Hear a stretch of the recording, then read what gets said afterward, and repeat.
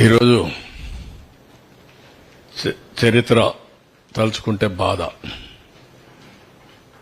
చేసిన కష్టం టోటల్గా వృధా అయ్యే పరిస్థితి వచ్చింది. అది చూసినప్పుడు అట్లనే మనసు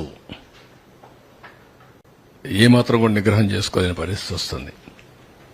ఇంత కష్టపడితే ఈ మార్గం చేశారేంటి దుర్మార్గం అంటే జాతి ద్రోహం. ఇది నాకు కాదు, నేను నిమిత్త మాత్రుడిని, ప్రభుత్వం నిమిత్త మాత్రులం. ఆ రోజు మాకు అవకాశం వచ్చింది.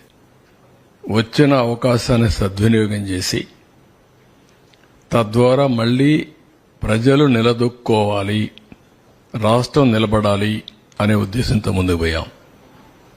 10 ఏళ్లు రాజధాని లేదు.